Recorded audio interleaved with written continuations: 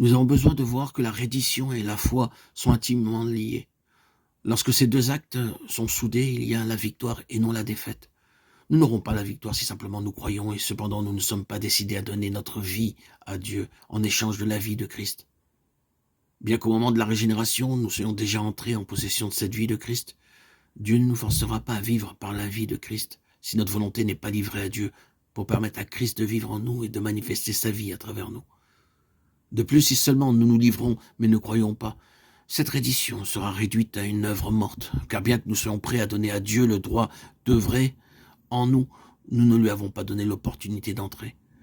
À cause de cela, nous devons lever notre tête pour regarder à Dieu et lui dire « Je te remets ce que j'ai, ce que je suis, tout, et je suis disposé à te laisser travailler. » Voilà la reddition. Voilà ce que Dieu attend de nous. Puis la foi, croire que Dieu a déjà travaillé selon sa parole. Christ s'est occupé de tous les conflits car le divin gouvernement est sur ses épaules. Croyons en lui jour après jour parce que la foi a besoin de persévérer, tandis que la reddition, l'offrande de notre vie à Dieu est faite une fois pour toutes. Nous pouvons nous livrer à Dieu en un instant et nous n'avons plus besoin de recommencer, quoique certains se livrent graduellement et lentement. Ce n'est pas nécessaire. Nous ayant remis à Dieu dans la reddition, nous croyons qu'il fera que Christ vive sa sainteté, sa victoire en nous et à travers nous. Précédemment, nous avons été sauvés du châtiment de l'enfer. Maintenant, nous le sommes de la puissance du péché. Il n'y a rien à faire excepté de nous livrer et de croire. Puissions-nous prouver que nous sommes vraiment victorieux. C'est très simple. Croire seulement. Sans la foi, on ne peut rien. Mais avec la foi, il y aura une transformation. Parce que Dieu l'a dit. Louons-le et remercions-le.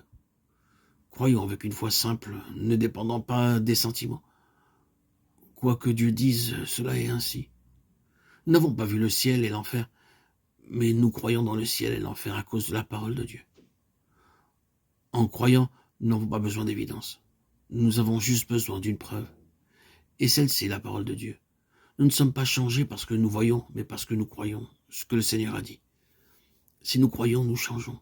Si nous ne croyons pas, nous ne changeons pas. J'ai demandé une fois à un frère s'il croyait Romains 8:2. Il me répondit oui. Alors je suis allé plus loin en lui demandant que ferait-il si le lendemain matin en se levant il commettait encore le même péché. Il n'a pas su comment répondre. Remarquons que le plus grand danger réside dans la tentation première et basique. Car Satan suggérera qu'il est vain de se livrer et de croire parce que vous avez encore péché. Il dira « En quoi es-tu différent de ce que tu étais avant? N'es-tu pas le même ?» Mais je dis une fois de plus que la foi est persévérante. Ce qui est éphémère n'est pas la foi. De tout ce qui vit dans le monde, la foi est ce qui vit le plus longtemps. La tentation peut venir, mais Dieu sait que nous sommes plus que vainqueurs. Par conséquent, nous vaincrons, la tentation échouera. La manière avec laquelle nous traitons la tentation basique nous révélera si oui ou non nous avons la vraie foi. Le Seigneur Jésus a dit une fois à ses disciples « Passons de l'autre côté du lac, de Galilée ». Mais soudain, il s'est élevé une grande tempête. Les flots se sont jetés dans la barque, au point qu'elle se remplissait déjà.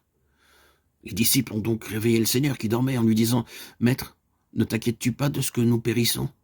Sur quoi il s'est levé et a menacé les vents et la mer.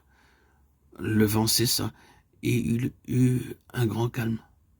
Mais le Seigneur réprimanda les disciples en leur disant « Comment n'avez-vous point de foi ?» Marc 4, 35-40.